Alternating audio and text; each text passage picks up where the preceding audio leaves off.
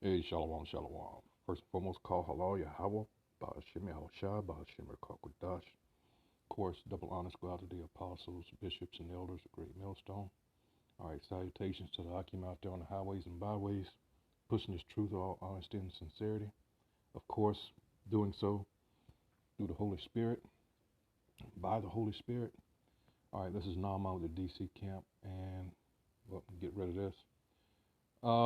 Ran across this article, and um, wow, it goes straight to the point, especially the point I wanted to make, and then it, of course, tailors off into something else. But this is from the Black Chronicle. I just cringe when I always hear that black, black, black. All right, but I'm going to use it anyway. Anyway, it says white elites, they go that white, we're talking about Edomites, all right, are using so-called black trauma to abandon black so-called America. All right, and it's not a black trauma. All right, you got to take that off because they do this. All right, in order to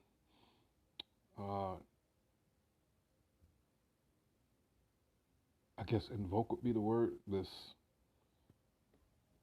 when you think of black, people just automatically, because of what the word means. That's why I don't understand why we keep being wanting to be referred to this. These airheads that are our supposed leaders decades past. They fell for it, went with it, and then now we're supposed to be so-called African Americans, and we're not. Those are two surnames, all right, of so-called white people. You got Leo Scipio Africanus, which Africa is named after. He was a Roman general. And then you have Amerigo Vespucci, which we are not descendants of, all right? So, and then black being just a color. It's void, actually, of color. All right, and then you get into all kinds of negative connotations when you look at the definition. That's why you're talking about being evil and all the other stuff as opposed to white. It's the game that they play. They insult you, but at the same time referencing you, and they know what they're doing. All right. Anyway, it says we're living in a golden age of awareness about so-called white supremacy. It's Edomites. All right. You can't turn on your TV without hearing the phrase applied to the news, whether it's the explanation for Glenn Youngkin's victory in Virginia or Kyle Rittenhouse's actions in Kenosha. But more often than not, I'm just going to say Edomite supremacy or Edomite progressives' newfound obsession with opposing Edomite supremacy isn't helping. It's coming at, and we know that we are Hebrews, all right, people's expense. All right, it says here you go, Reverend Jerry McAfee of New Salem Church in Minneapolis has described Edomite supremacy as a situation where Edomites are defending your reality, then forcing you to live under that definition. What does that sound like? Something we've been talking about for the past, little over a year now, is that certain word. It's going to get to it. And it says, and sadly, that's what we're seeing now over and over. Edomites on the left defining a reality for us that doesn't comport with how we as Hebrew Israelites see things, then demanding we identify with it. Now, why do you think that is? That's because they learned their lesson from the so-called civil rights movement. Now, you got to understand how that hurt them, how bad that hurt them. All right, because we exposed, all right, what pieces of shit these people were and just exactly what was going on. All right, and this went all over the world. The Bull Connor with the sheriff down there in Alabama, his treatment of our people, sicking the dogs on them, the water, the fire hoses, and all that shit. That went all over the world. All right, and what did they do to counter? Now you had this thing with coincidentally, all right, I have to put that out there, or allegedly, what happened after those few years? We had the assassinations of MLK and Robert Kennedy, of course, in the same year, roughly 2 months apart. And then you had what? When Nixon got in office, because LBJ, he refused to run again over Vietnam. So what you had when Nixon got in, well, what happened? They used the idea that came out of the Barry Goldberg era, which was from 64 on. So when Nixon got in office, they employed what? So-called Southern strategy, and that being that what? Jake ultimately is the bad guy. Everything centers around, all right, crime, within Nixon, what was it, because everybody initially gets it wrong when you say ATF. They think of it's administration. It's not, I said ATF. Drug Enforcement Administration. It's not, I don't know what that came up with. But anyway, the DEA, all right, but it's administration, not agency, all right. So then there came this war on drugs. And it wasn't a war on drugs so much as it was a war on our people. Remember, Psalms 83, what does it say? It's about keeping us from becoming a nation again. Joe Sixpack, I guess, is starting to realize, but trust me, a few already knew who we were. But the elites, oh my goodness, you can tell how this system that we're in, this pit, is structured. It's for us. It's to contain us, all right? Because everybody, when they think of slavery, you think of chattel slavery, but you got to understand, having someone over you, controlling your every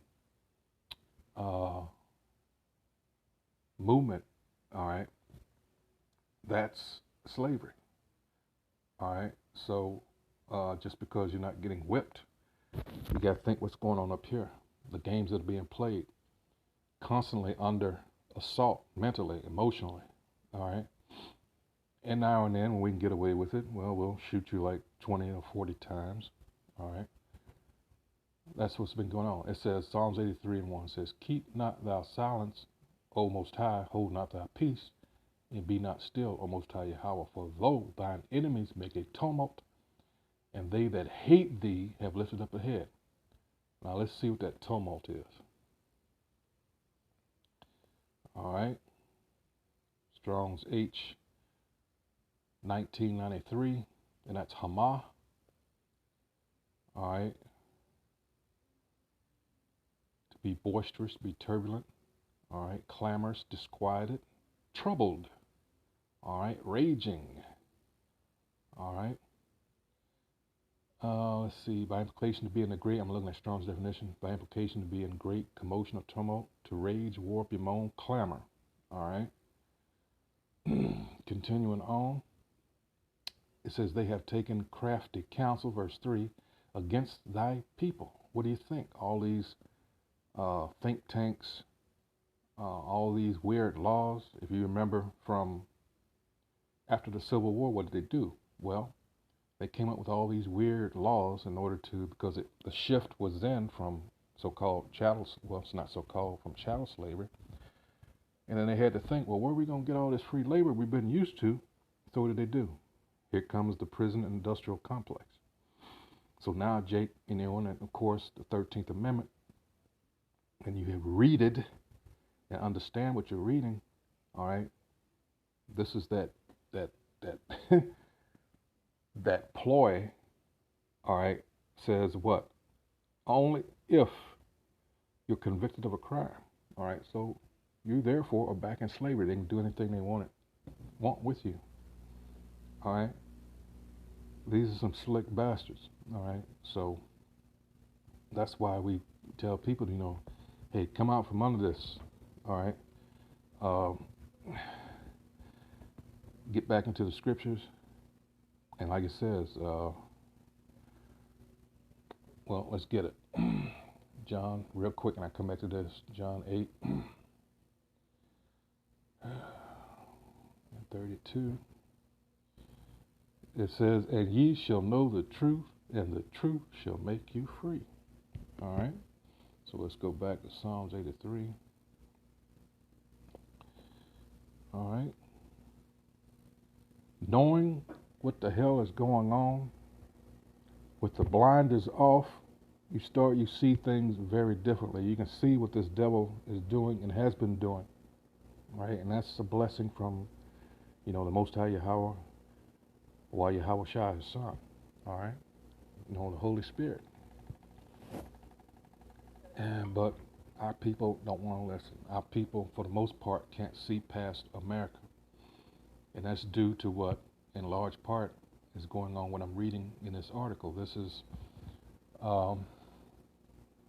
the effects of generational, I guess you could say, scarring as a result of the shit that we've been through.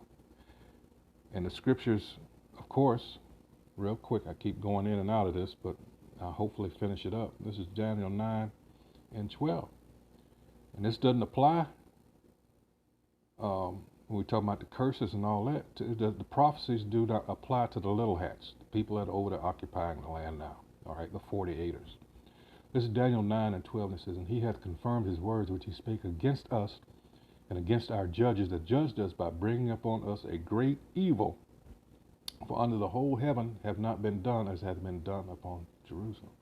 And you got to ask yourself, if we're supposed to be, like they say, Africans, all right, and I hope earlier I, dispelled that myth, but why put all the effort,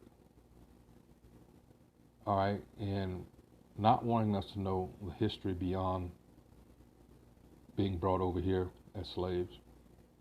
Why continue once you hear what happened after slavery with our people building towns and, establishing, trying to establish our lives and get on? No, they couldn't have that. Constant terrorism. You've got, I don't know how many towns that we built that are underwater, that are under lakes now. Towns burned down. You have to have, well, all right, these people were, when you say freed, but they were just left to their own devices, after the Freedmen's Bureau, and, they tried that little thing with Reconstruction, and that was some bullshit. All right, and it's just no small miracle that we are still here,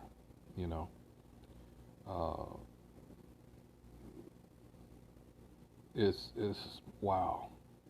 It's truly amazing. All right. But anyway, back to this. Anyway, that crafty counsel, all right. It says, "They have taken crafty counsel against our people and consulted against our hidden ones. They have said, Come and let us cut them off from being a nation, that the name of Israel may be no more in remembrance." Because they know the history.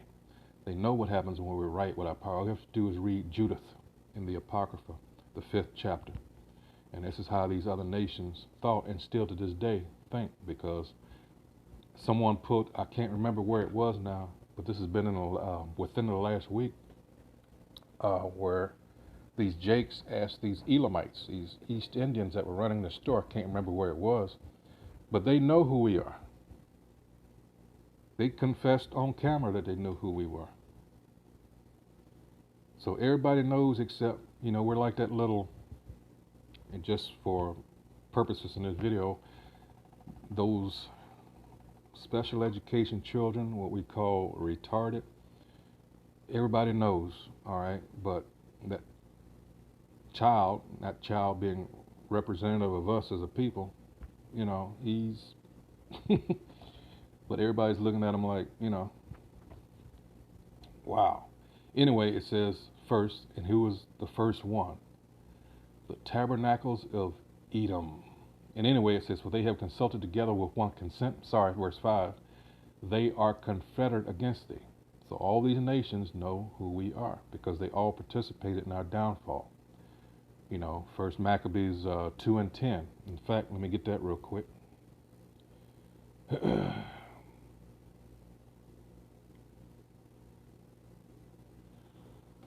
This is First Maccabees 2 and 10. And it says, what nation has not had a part in her kingdom and gotten of her spoils? It's a rhetorical question because the answer is, of course, everybody. All right? Everybody. All right? But guess who's number one? Edom, that's the so-called white man. The Ishmaelites, those dirty ass Arabs. Moab, who you would call the Chinese today. And the Hagarenes, Hamites. All right? And then it goes on. And Amalek here is a tribe of Edom. They're the ones that we refer to as the big-nosed people. The ones currently, they're the devious ones, the ones that plot and plan in the background. All right? Those are the ones calling themselves Jews today. All right? So back to the article. Another thing I like, hold on. I refer to Edomites as psychic or emotional vampires. I don't like being around them. They just seem to drain the energy right from you. All right? It says,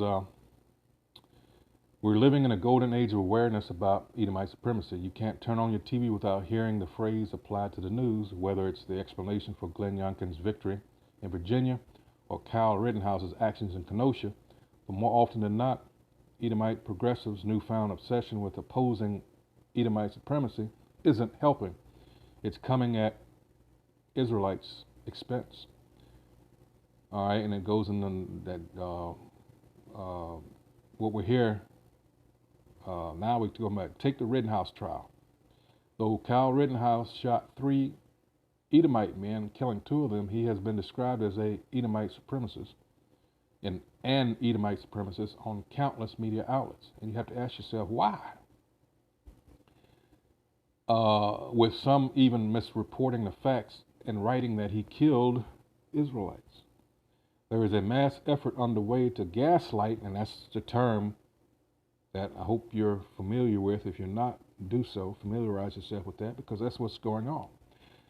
Gaslighting Israelites into believing Kyle was a threat to us and that he came to Kenosha to shoot us, when the facts tell a very different story, one of Edomite on Edomite crime.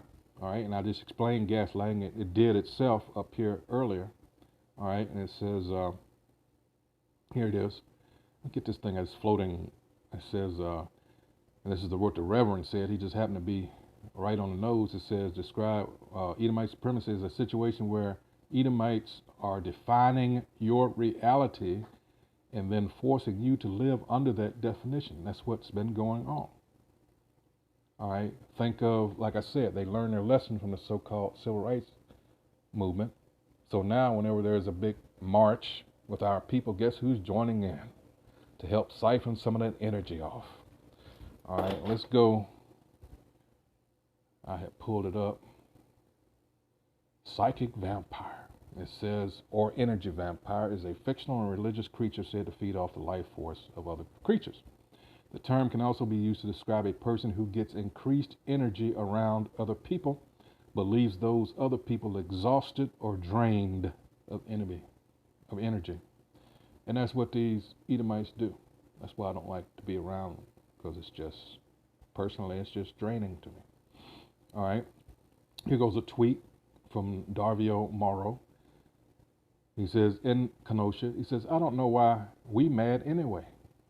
The case is Edomite on Edomite crime. This is the problem that's been going on for over a year. The so-called black guy having to grab the non-black guy to try to convince him not to tear stuff up, and these are supposed to be our allies. Who are they doing it for? Exactly. There's videos surfacing a few years. Time passes so fast, so forgive me. They actually had an Edomite, so-called white person, paying off Jakes to bust up shit. Pallets of bricks were staged in certain areas. All right. So this is what I'm talking about. They hijack shit. All right. Play on our people's emotions to get them stirred up. And guess in the end, Who's going to be blamed for it? That was the whole thing. Happened here in D.C. where you had some, there's a clip where you had two, I don't know if they were Moabites or Ammonites, but they were spraying up shit and throwing shit. And this Jake woman, she was like, what the hell are you all doing? She says, y'all doing this coming out from the suburbs and shit, and guess who's going to get blamed for it? And she was absolutely right, but this is what they do. All this comes back on us. All right?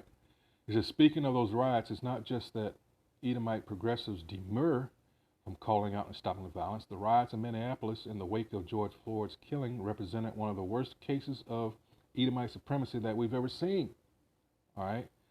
As Reverend McAfee put it in the docu-series BLM Aftermath examines the current state of cities that were impacted by those riots. It tracks how the riots devastated the community, but also created an opportunity for Edomites to buy up distressed assets and price Israelites out. So you can never win here. This is why we tell you we have to get the fuck up out of here. And me personally and those that I know or the like mind, this place can't go down fast enough because we're tired. This system, this pit that we're in, if allowed to continue, we can't, we have to be delivered is my point. It goes on to say, in other words, in a cruel, ironic twist, wokeism is exacerbating gentrification. They win no matter what. That's the point. In a less violent way, this same pattern appears in the hysteria among some Edomite liberals about opponents of critical race theory in schools. One of the central mobilizing narratives in the Virginia's governor race earlier this month, Democrats cast parents voting against a renewed focus on race in their children's curriculum as Edomite supremacy, and progressives have vowed to aggressively swing back against concerns about so-called critical race theory, which is not. It's just the truth that's coming out about what these devils have done in the past, and they want to spare the emotional trauma to the fragile white psyche, so-called. That's all that's been going on. They don't want to know the truth. All right? They don't want to know how their people got and attained the status that they have and what means they used or employed to do so. The savages that they were and still are. Hey, so for that, like I said, it was going to spiral out into something else that I didn't want to get into, but at this point, this is all I need to make my point. All right, so, hey, the walls are closing in on our enemy here. This is a beautiful time to be to be alive, because what? Hey, he's going to lose. It's written that he's going to lose. All right, but to be alive in order to see this at this point, after all our people have gone through and continue to go through. This is Sirach or Ecclesiastes chapter 25, verse 7. It says, there be 9 things which I have judged in mine heart to be happy, and the 10th I will utter with my tongue. A man that hath joy of his children, which we cannot have here on this side. And here's the point. And he that liveth to see the fall of his enemy. And that's the point where we're at now. This whole thing is falling apart. This house of cards. All right. Hey, so with that, I hope everyone who views this is edified. All right. So until next time, shalom.